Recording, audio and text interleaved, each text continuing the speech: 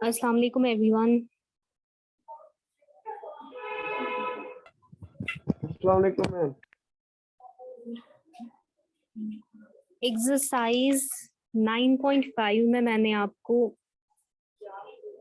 Question number 1 and 2 मैंने आपको दिखाया है। क्वेश्चन नंबर 3 जो है उसमें भी रिफ्लेक्स एंगल की प्रॉपर्टी यूज होगी जैसे कि क्वेश्चन नंबर 2 में हुई। तो ये आपकी होमवर्क है। मैंने आपको एक एक थ्योरम दिखाई है अभी तक, ये आप खुद से करेंगे। क्वेश्चन नंबर 3 अगर आपको नहीं आया फिर मैं आपको दिखाऊंगी ये, लेकिन एटलीस्ट आप लोग ये ट्राई करो। क्वेश्चन नंबर 3 आपकी होमवर्क है, क्योंकि इसमें भी रिफ्लेक्स एंगल की प्रॉपर्टी यूज होती है जैसे कि क्वेश्चन नंबर 2 में हुई। क्वेश्चन नंबर 4 जो है वो भी आपकी होमवर्क है, वो भी इजी क्वेश्चन है, वो भी आप खुद से ट्राई करेंगे। क्वेश्चन नंबर 5 जो है वो मैं आपको आज दिखाऊंगी। क्वेश्चन नंबर 5 है इन फिगर 9.39, ये हमारे पास फिगर गिवन है। A, B, C and D are 4 points on a circle. A, B, C and D 4 points है सर्कल पर।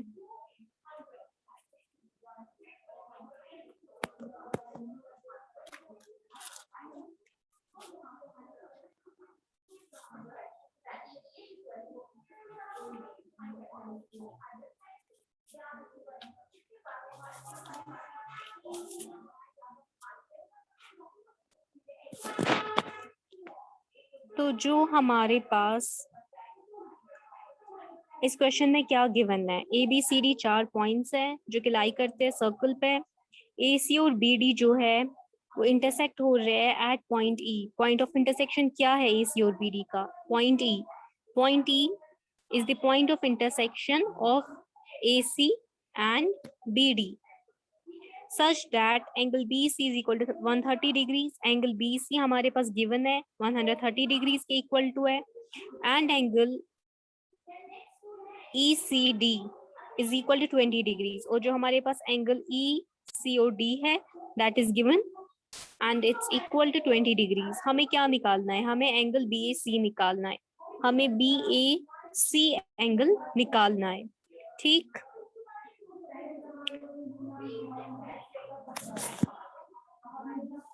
क्वेश्चन नंबर 3 और 4 आपकी होमवर्क है, इजी क्वेश्चंस है, जैसे हमने पहले करे थे वो वैसे ही करना है। क्वेश्चन नंबर 3 में रिफ्लेक्स एंगल की प्रॉपर्टी यूज होगी जैसे कि क्वेश्चन नंबर 2 में हुई थी।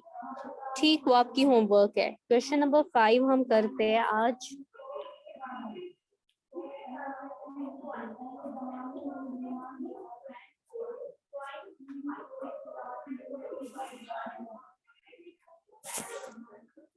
Angle BEC plus angle DEC is equal to 180 degrees.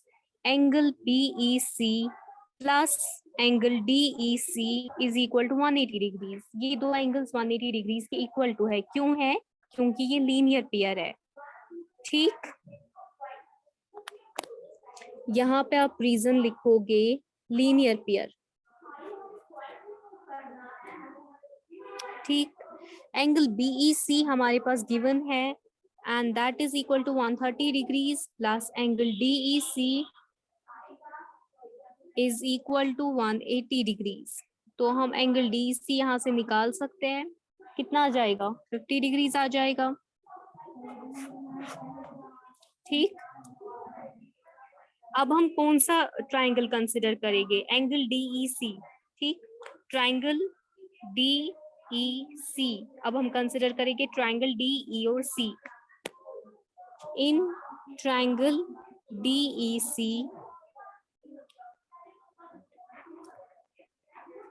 Angle DEC plus angle DCE plus angle EDC is equal to 180 degrees. Reason क्या है? Triangle sum property, sum of 3 angles of a triangle is equal to 180 degrees.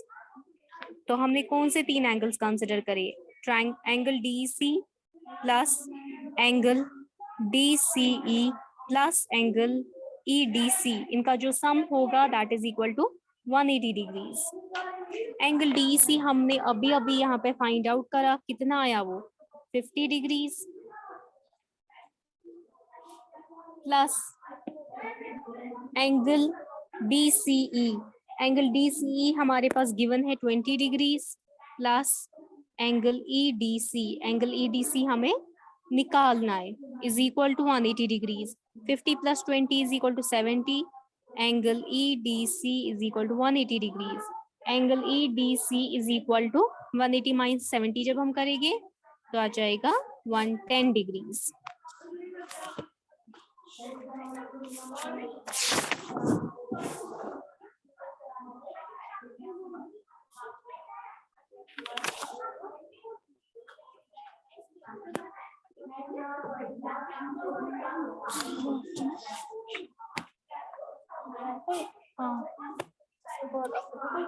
एक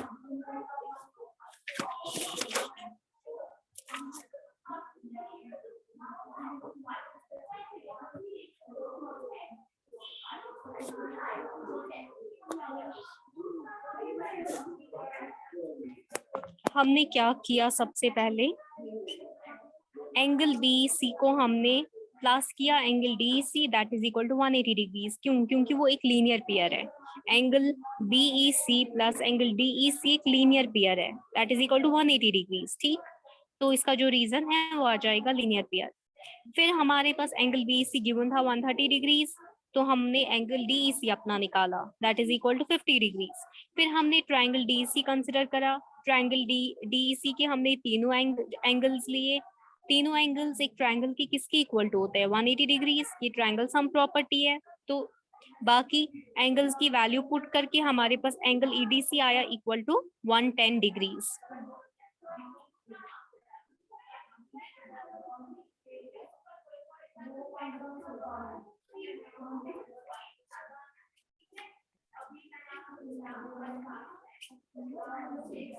angle EDC जो है, angle EDC is equal to angle BAC. क्यों? Angles in the same segment are equal. Angle EDC जो है, angle EDC जो है that is equal to angle BAC. Angle BAC क्यों? Angle EDC is equal to angle BAC. क्यों? क्यों? ये हमने एक थ्योरम प्रूव करी है। सेम सेगमेंट में जो एंगल्स होते हैं वो इक्वल होते हैं, तो ये दोनों एंगल्स हमारे इक्वल आएंगे। इसका मतलब हमारे पास जो एंगल बीएसी है that is equal to 110 degrees. तो हम लिख सकते हैं angle BAC is equal to 110 degrees.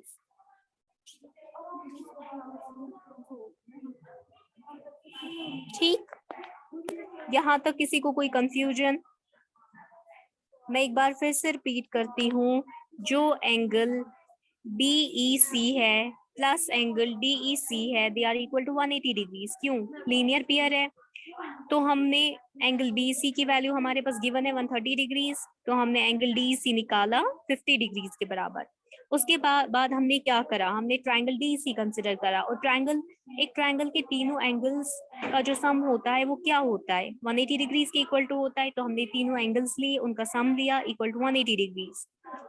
और जो एंगल्स हमारे पास थे या जो हमने फाइंड आउट करे थे उसमें हमने उनकी वैल्यूज दी, तो हमारे पास एंगल ईडीसी आया 110 डिग्रीज के बराबर।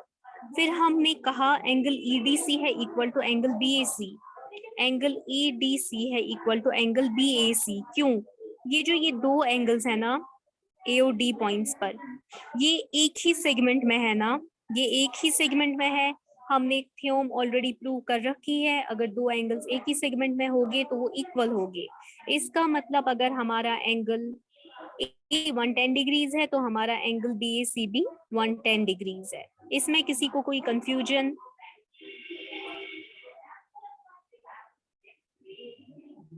No ma'am. Okay, question number 3 reflex angle property पर बेस्ड था, जो हमने क्वेश्चन नंबर 2 में ऑलरेडी करा था। ठीक, वो आपकी होमवर्क है। क्वेश्चन नंबर 4 में आपको सिंपली एक एंगल फाइंड करना है, ये आपकी होमवर्क है। क्वेश्चन नंबर 5 मैंने आपको दिखाया। क्वेश्चन नंबर 6 भी आपकी होमवर्क है। अगर आपको इनमें से कोई क्वेश्चन नहीं आया तो मैं आपको कल अनडाउटली वो दिखाऊंगी, लेकिन आपकी ये होमवर्क है, आपको ये ट्राई करने हैं ये क्वेश्चंस। ठीक, हमारे पास सिलेबस बहुत अभी पेंडिंग है, मैं आपको एक एक क्वेश्चन अब नहीं दिखा सकती हूँ, उतना टाइम हमारे पास नहीं है।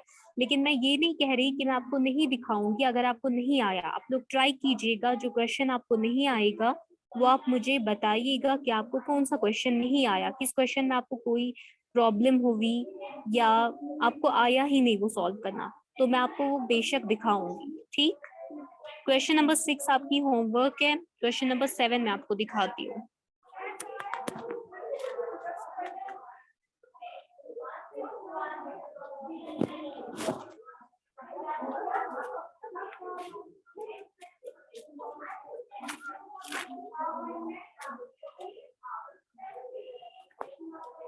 क्वेश्चन नंबर 7 क्या है हमारा?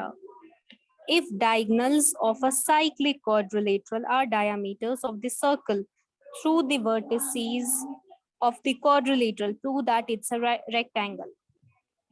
क्वेश्चन कहता है अगर एक साइक्लिक क्वाड्रिलेटरल क्या होता है जिसके वर्टिसेस एक सर्कल पे लाई करते हैं, अगर उसके डायगोनल्स एक सर्कल के डायामीटर्स है, अगर एक क्वाड्रिलेटरल के डायगोनल्स इक्वल टू है डायामीटर ऑफ अ सर्कल, मतलब जो सर्कल के डायामीटर्स है वही क्वाड्रिलेटरल के डायगोनल्स है। ठीक, तो हमें क्या प्रूव करना है? वो जो साइक्लिक क्वाड्रिलेटरल है दैट इज अ रेक्टेंगल। ये हमारे पास सर्कल है, ये हमारे पास साइक्लिक क्वाड्रिलेटरल है। ठीक, मतलब इसके चारों के चारों वर्टिसेस सर्कल पे लाई करते हैं। इसको हम नेम करेंगे ABCD। इसके जो डायगोनल्स हैं वो मीट कर रहे हैं एट पॉइंट O। ठीक, और इसका जो एंगल होगा that will be equal to 90 degrees. तो हमें क्या क्या प्रूव करना है? हमें प्रूव करना है हमारा जो ये साइक्लिक क्वाड्रिलेटरल है ये एक रेक्टेंगल है। साइक्लिक क्वाड्रिलेटरल कौन सा क्वाड्रिलेटरल होता है? जिसके चारों के चारों वर्टिसेस सर्कल पे लाई करेंगे। तो हमारे पास क्या गिवन है? हमारे पास गिवन है एक साइक्लिक क्वाड्रिलेटरल है जिसके चारों के चारों वर्टिसेस सर्कल पे लाई करते हैं। उस क्वाड्रिलेटरल की जो डायगोनल्स है वही डायगोनल्स क्या है? सर्कल के डायामीटर्स है।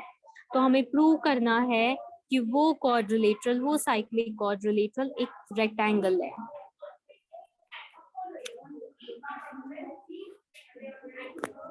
हम लिख सकते हैं AC is equal to BD।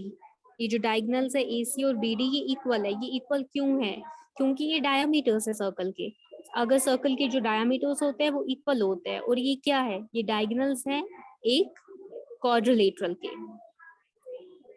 इसमें हम रीजन लिखेंगे diagonal of quadrilateral, diameter of circle.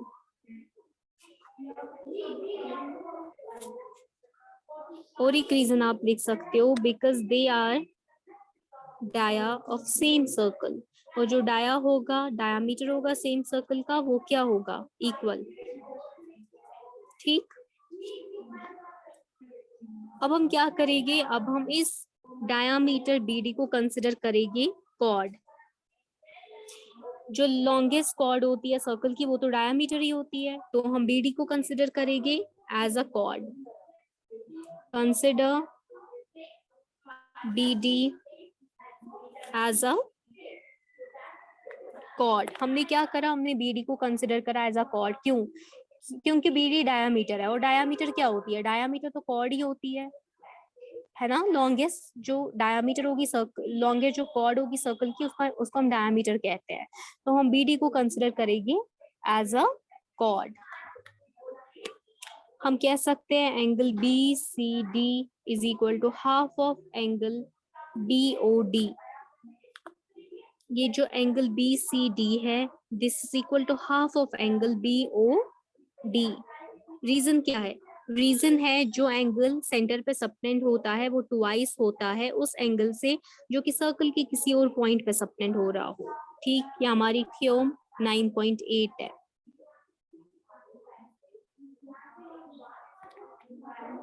Angle subtended at center is twice the angle subtended at any point on the circle. Angle BCD is equal to half of angle BOD कितना है? 180 degrees है। Angle BCD हम कह सकते हैं is equal to 90 degrees, है ना। 180 से 2 कैंसिल आउट हो जाएगा तो 90 आ जाएगा। अब हम लिख सकते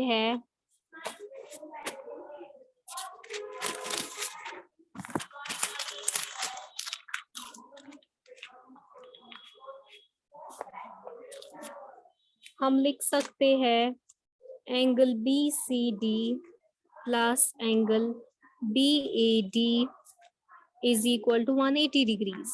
ठीक, ये क्या है? Sum of opposite angles of a cyclic quadrilateral.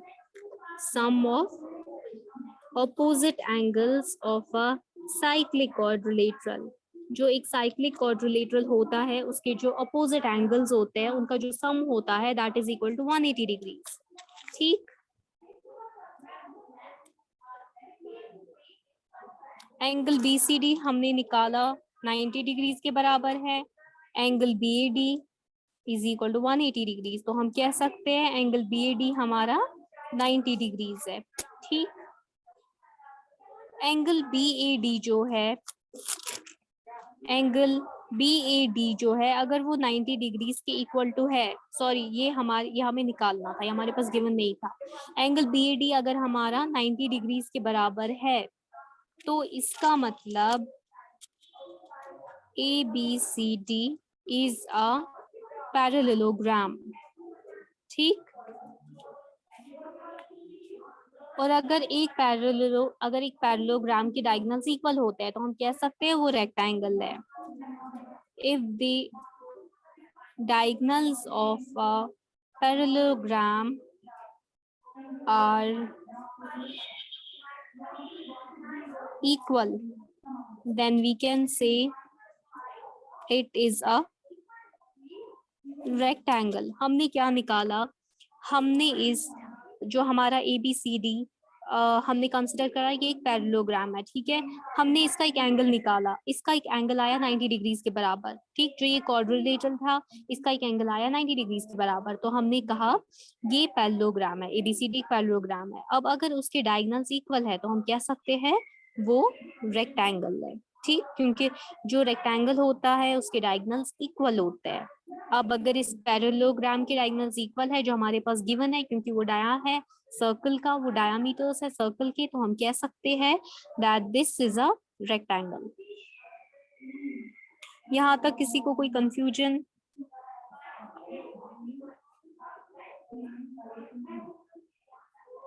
यहाँ तक किसी को कोई confusion? No, ma'am. Okay,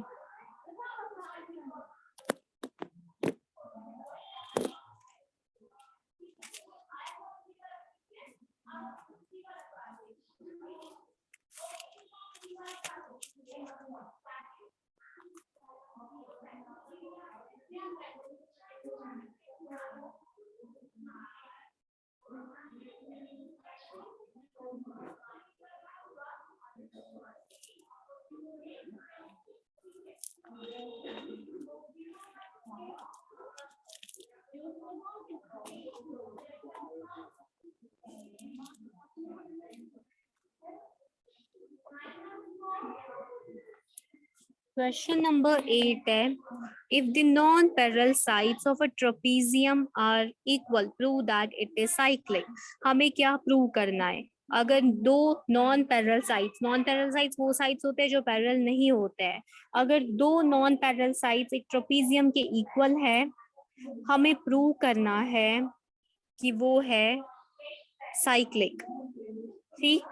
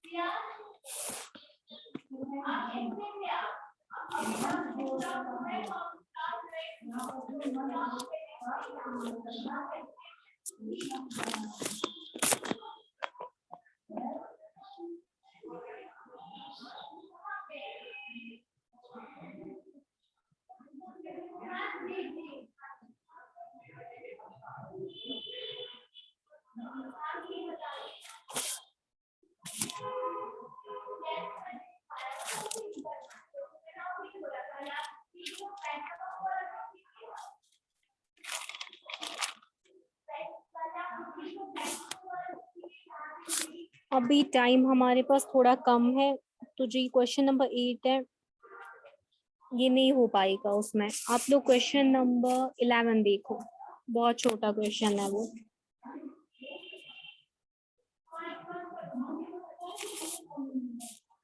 question number 11 है, ABC and ADC are two right triangles. हमारे पास गिवन है दो right triangles with common hypotenuse AC. Hypotenuse वो साइड होती है जो लॉन्गेस्ट साइड होती है एक ट्राइंगल की। ठीक, हमारे पास दो ट्राइंगल्स गिवन है जिनकी कॉमन हाइपोटेन्यूज है AC। हमें क्या प्रूव करना है? हमें प्रूव करना है angle CAD is equal to angle CBD।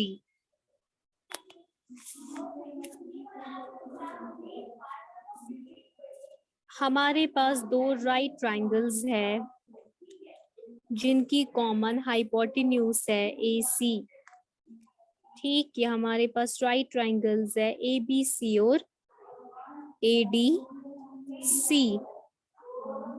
हमारे पास दो राइट ट्राइंगल्स है ABC और ADC, right angle at B and D। इनकी कॉमन हाइपोटेन्यूज है AC। हमें क्या प्रूव करना है? हमें प्रूव करना है angle CAD is equal to angle CBD, है ना? हमें प्रूव करना है angle CAD is equal to angle CBD। हम क्या करेंगे? हम ज्वाइन करेंगे BD को, ज्वाइन BD। ठीक,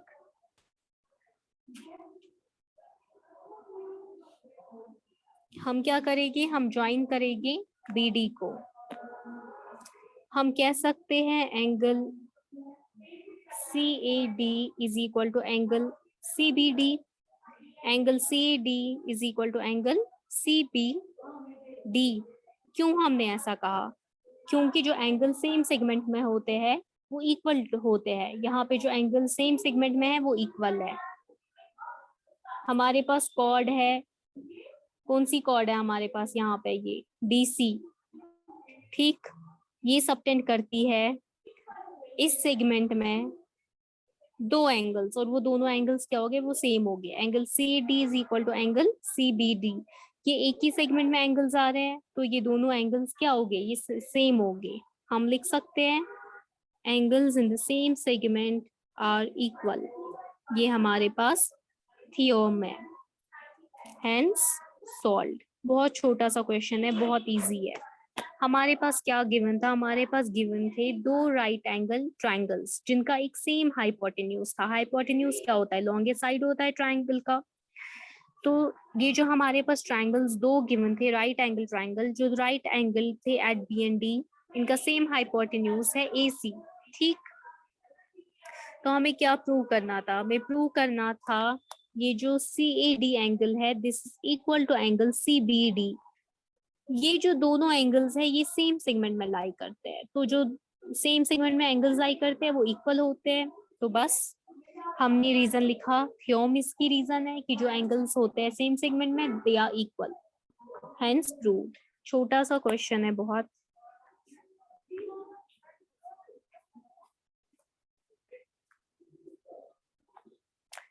अब आपका रह जाता है इसमें क्वेश्चन नंबर 8, 9, 10 और 12, वो हम कल करेंगे। क्वेश्चन नंबर 11 हो गया। क्वेश्चन नंबर 8, 9, 10 और 12 रह जाता है। ठीक, ये चैप्टर हम कल कंप्लीट करते हैं।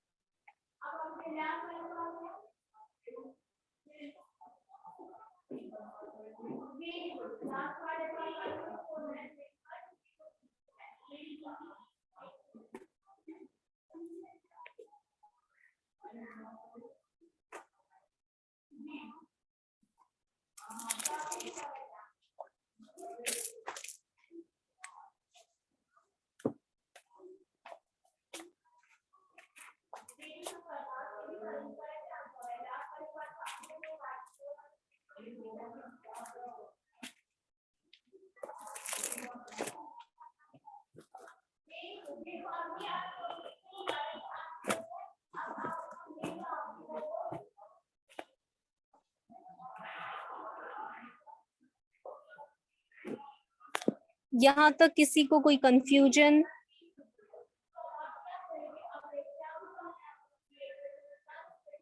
है यहाँ तक किसी को कोई कंफ्यूजन?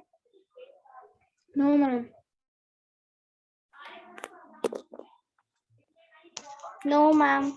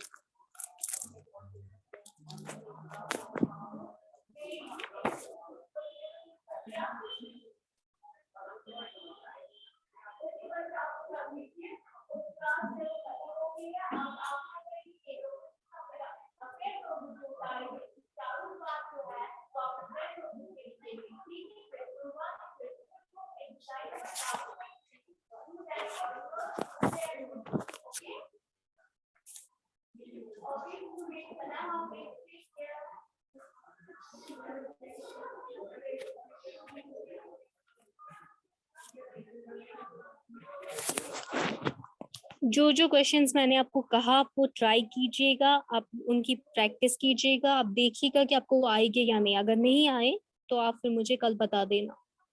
क्वेश्चन नंबर 3 था, क्वेश्चन नंबर 4 था और क्वेश्चन नंबर 6, ये 3 क्वेश्चंस आपकी होमवर्क है, आप ट्राई करना।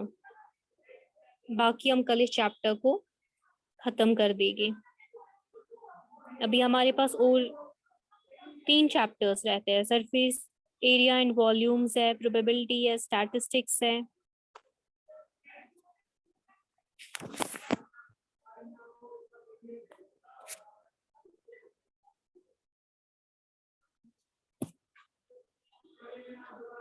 हम लीव करें मैम?